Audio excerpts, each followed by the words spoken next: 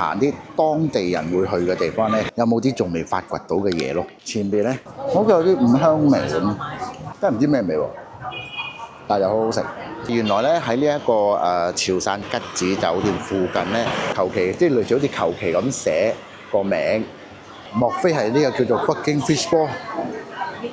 新加坡總理喎，好似馬來西亞嘅一個蝦麵咧，叫做沙茶麵啊。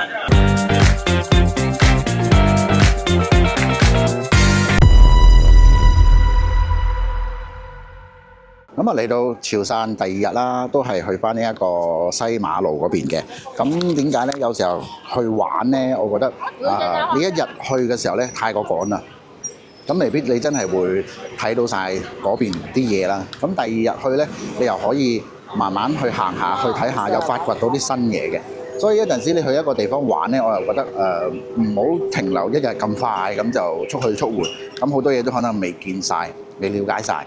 咁第二日咧，咁就過嚟呢邊食咗早餐啦。咁然之後咧，就過嚟呢邊睇下，再行多轉，就再睇睇附近有冇啲仲未發掘到嘅嘢咯。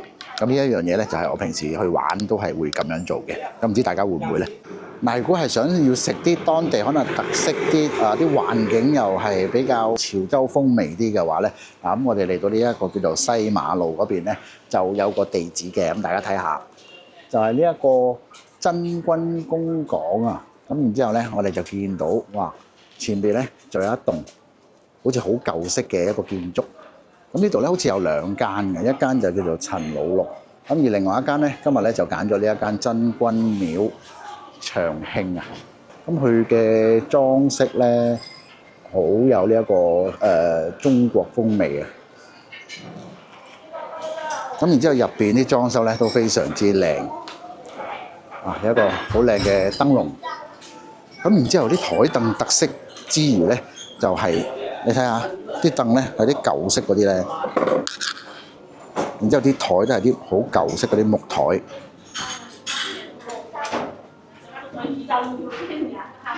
佢成間嘅裝修咧都係好古色古香。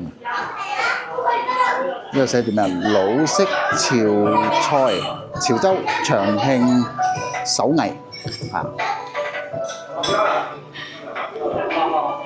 呢度啲環境正，但係啲嘢食咧就真係未知有啲咩食同埋 O 唔 OK。不過我覺得都應該 OK 嘅，幾十年老字號。Later， 整體嚟講咧，飯後感啊，咁嘢食都唔算差，可以嘅。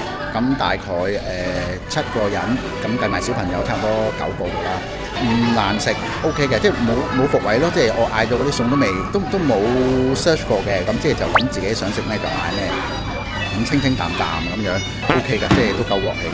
咁如果大家過到嚟呢邊咧，就記得可以嚟呢一個叫做潮菜呢邊試下啦。我的天哪！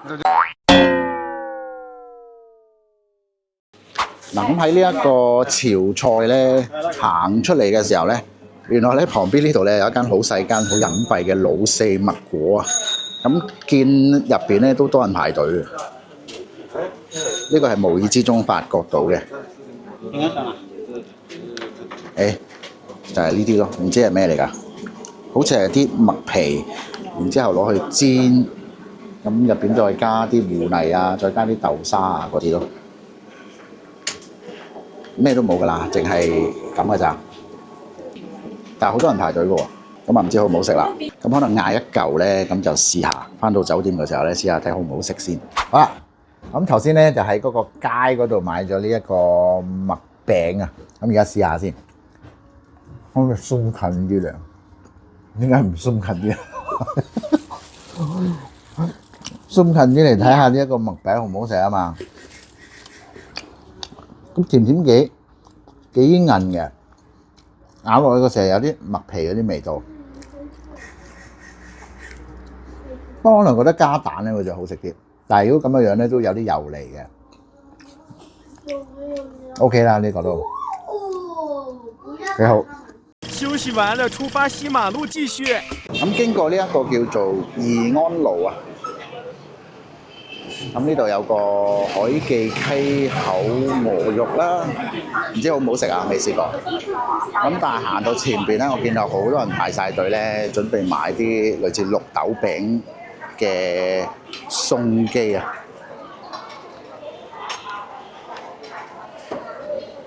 哇！你睇排晒隊嘅喎，呢啲唔知係咪叫做骨牌效應咧？即係成班堆埋去咧，然之後就會覺得好似好好食咁樣。潮汕特產啊，綠豆餅。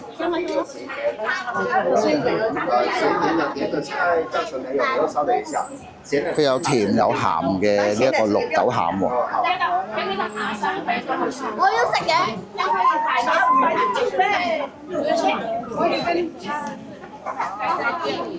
試下先，呢個係咩綠豆餅啊？呢一個要一盒鹹嘅綠豆餅。好似有啲五香味咁，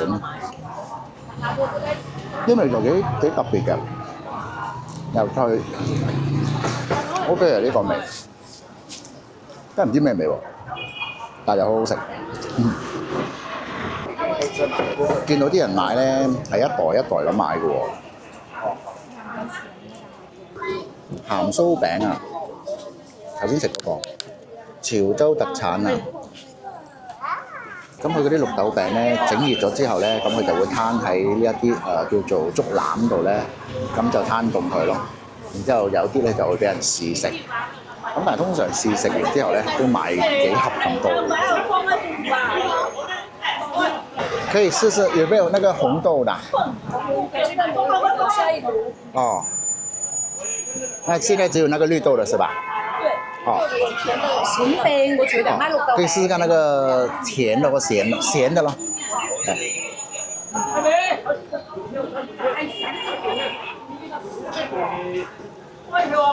這個是甜的還是鹹的？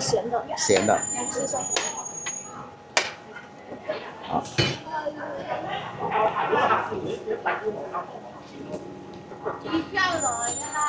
好香嘅個綠豆味，鹹鹹地，不過我都係中意食呢個甜味多啲。可能啱啱整出嚟咧會特別好食啲。咁如果你嚟到呢邊咧，可以嚟呢一間試下。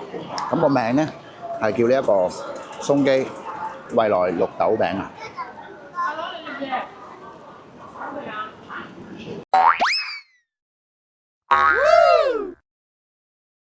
喂，原來咧喺呢一個潮汕，即係我哋住酒店嗰邊咧，吉子酒店附近咧有一檔我哋尋晚有食過嘅，係非常之好食。呢一檔真係真心推介。咁佢喺咩地址咧？就係呢一個潮汕嘅新東路啊。嗱，咁我哋見到咧，佢個設計咧係即係好似好簡約咁嘅，即係用咗啲紅色嘅字啊，然之後就求其即係類似好似求其咁寫個名。嗱，咁呢啲咧，其實我都覺得係佢哋嘅特點嚟嘅。嗱，咁呢個就係呢個咩胖阿花老順德乾蒸菜乾蒸菜。咁佢入邊嘅裝修咧都係非常之簡約，但係唔重要呢一樣嘢。最重要嘅係咩咧？最重要嘅就係佢入邊啲嘢咧係好好食。我哋尋晚食過之後咧，今日朝頭早佢哋10點半開啊嘛，咁所以咧就特登再翻嚟呢邊食。尤其是係我兩仔咧，佢哋食到係舐舐味。平時我細嗰個咧食都係食半碗飯到，佢尋日咧竟然食咗2碗飯，然之後話好好食，啲飯又好食啦，啲餸又好食啦。咁我哋睇下佢有啲咩餸先。咁佢主要都係用啲乾蒸啊，即係佢唔係用水蒸啊，佢係用可能係用啲炭或者係咩乾蒸咧。咁轉頭可能有機會錄影到咧，就錄影俾大家睇。咁佢就係全部都係用呢啲叫做蒸嘅。咁我哋尋日食咗咧，就係試過佢呢一個虎皮雞公爪啦，然之後同埋佢嗰個雞肉啦，同埋仲有嘅就係佢個排骨都好好食，尤其是佢嗰條魚啊。即係呢一個小黃魚啊，我覺得係必食。因為點解咧？佢嗰條小黃魚佢唔係用水蒸噶嘛，佢乾蒸噶嘛。但係乾蒸得嚟咧，嗰個味道咧又好保留住。然之後佢應該係有醃過嘅。咁咬落即係你夾嘅時候咧，佢入邊係好鬆軟嘅。你擺落口嘅時候咧，就有少少鹹鹹地嘅味道。然之後佢嗰啲肉質咧都仲係保留得好鮮味嘅。所以我覺得呢一樣嘢必須要推介俾大家嘅。如果大家下次有過嚟潮汕嘅話咧，可以過嚟呢邊試下呢一個呢度烹雅化嘅乾蒸碟頭飯啦，可以講。咁佢呢度咧就有啲佢個故事啦，咁大家嚟到都可以睇下噶啦。咁佢個簡單嘅嗰個設計咧，真係非常之你講簡單又係可以好簡單，你講係咪一種 design 咧？我又覺得好似一種好地道嘅嗰種，即係唔係以裝飾做賣點嘅，即係可能真係以呢一個食物做賣點。因為佢嘅餸咧唔多㗎，計埋我諗2、4、6都係12樣餸到㗎咋。咁轉頭嗌咗之後咧，再俾大家睇下佢啲乾蒸嘅嗰個碟頭飯啦。佢唔係碟頭飯，係乾蒸嘅，每一碟一碟嘅嗰個餸咧，就再影俾大家睇。Later。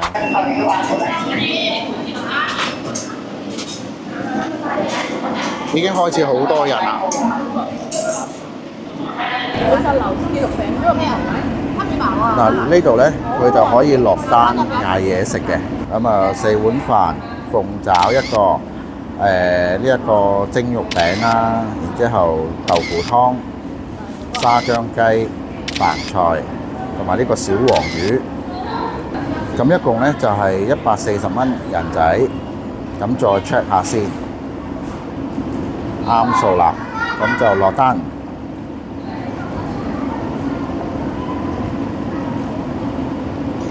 好啦，咁就完成落單啦。咁我哋而家咧就大概等15至20分鐘咧，咁就有呢一個餸食㗎啦。Later， 應該係流心肉餅，然之後呢一個就係嗰個鳳爪啦。哇，正！仲有呢一個好好食嘅沙薑雞，呢個就係豉汁嘅小白菜，呢個就係佢哋嘅豆腐湯啊，呢個就係乾蒸小黃魚。咁整體講咧，佢入邊啲嘢食咧都冇伏位嘅，基本上碟碟都好食。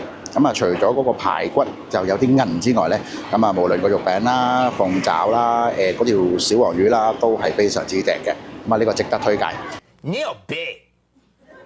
喂，咁而家咧就嚟到呢個廈門啦。咁除咗去呢個必去嘅鼓浪嶼之外咧，一個島嚟嘅。錯啊，係島嶼啊！嗱，你呢個肯定錯啦。咁唔通大嶼山係讀大嶼山咯？嗱，如果係指山嘅話就係讀嶼，指海島嘅話就係讀嶼。例如鼓浪嶼。接着奏樂，接着舞。咁其實咧仲有啲夜市好似台灣嘅，咁就係呢一個巴士啊嘛。咁啊，大家睇下。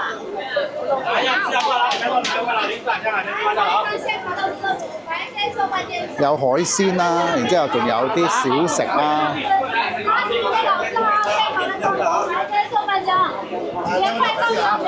完全好似去咗個台灣咁。有豬肉乾喎，問下仔幾錢斤先？非常好吃，這多少錢啊？100塊錢1斤半，100送50。100塊錢1斤半。1斤半。剛才才66塊6，這個是100塊錢的。哦。這100塊錢沒加咦，佢啲肉乾都幾好食喎。100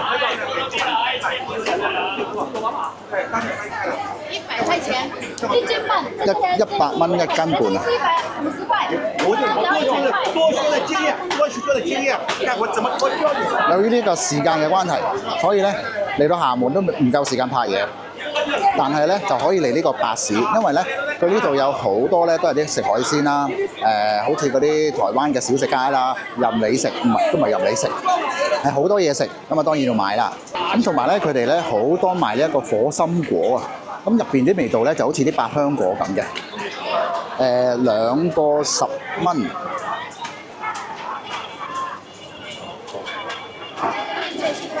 呢個係閩南小食啊！哦，呢個係嗰個五香肉雜。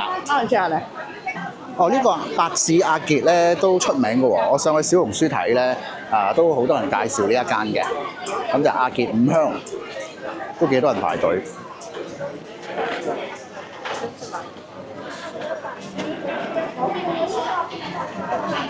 廈門咧最出名就係呢一個姜母鴨啦，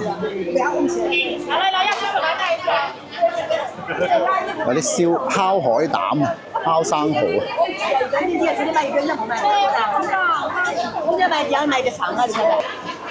佢呢個範圍咧都幾大嘅。如果你話講唔想坐低食嘢嘅話咧，淨係咁齋掃街咧都夠飽噶啦。因為有好多串燒啦，有好多啲特色嘅小食啦，然之後有好多啲叫做乾貨啦、海鮮啦。不過如果食海鮮咧，我覺得喺國內咧就真係要小心問好個價錢先，因為啲價錢佢哋好叻去呢個叫 cost selling 係啦，即係 add on selling 又 cost selling 咁咧，哇！俾你姑娘，我覺得係真係。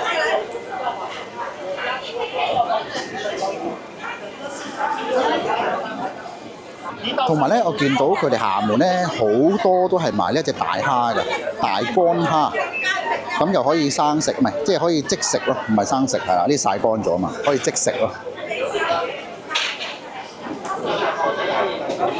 我見呢單咧食魚蛋咧都好多人排隊嘅頭先，咁同埋咧佢有好多種唔同類型嘅魚蛋，咁啊哥哥咧就喺對面呢度咧就直緊呢一個即整嘅魚蛋。咁啊！呢啲唔知係咪叫做福建魚蛋咧？係現場整嘅喎。咁亦都有好多唔同嘅款式選擇。廈門老字號啊！新加坡總理喎，都有過嚟呢邊食過喎。我哋睇下。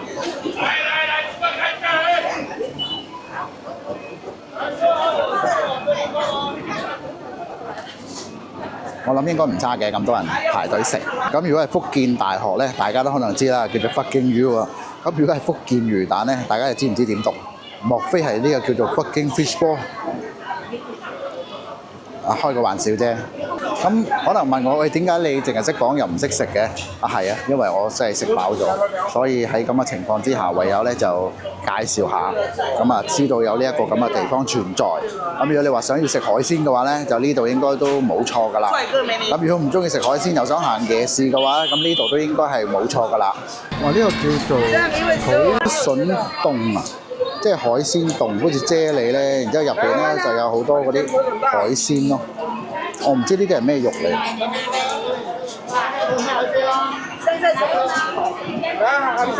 大姐，這個是什麼肉啊？海鮮肉啊。哦，沙丘啊！我唔知係咪嗰啲沙丘啊？嗰啲好似蟲嗰啲咁嘅海鮮咧。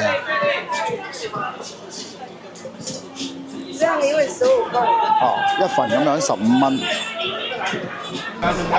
頭先嗰個果凍咧，嗰啲蟲仔咧就係呢啲海鮮咯，即係就係呢一隻肉咯。嗱咁其實咧，如果係嚟到廈門咧，我覺得有一個好即係好似馬來西亞嘅一個蝦麵咧，就係呢一個叫做沙茶麵啊。咁佢啲配料咧，其實就好相似馬來西亞啲蝦麵嘅。咁嗰啲配料啊，都好似類似啲咖喱啊，然之後有啲油麵啦，呢個河粉啊等等嗰啲咁嘅配料。咁個價錢咧就係價錢仲未睇到啊，價錢呢度。咁有粥啦，有啲海鮮啊，同埋呢個粽啊，呢個粽咧好似馬來西亞啲鹹肉粽。咁同埋呢啲料，我覺得似嗰個馬來西亞嘅蝦麵咧，就係呢一隻啦，然之後同埋呢啲咯，都好似嘅。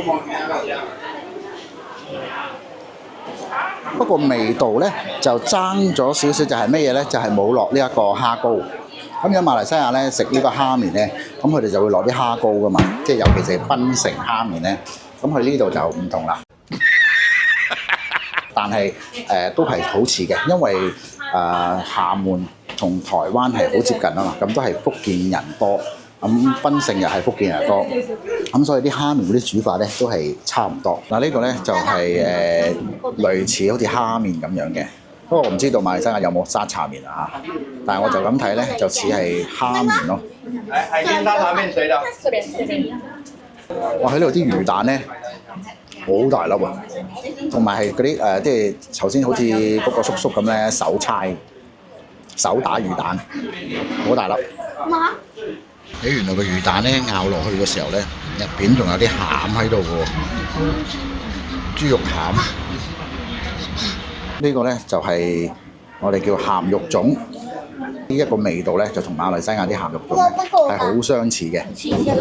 我不過嘅。好啦，咁記得 subscribe、comment、like and share， 下次再見，拜。嘟嘟嘟嘟嘟嘟。拜拜，下次再见喽。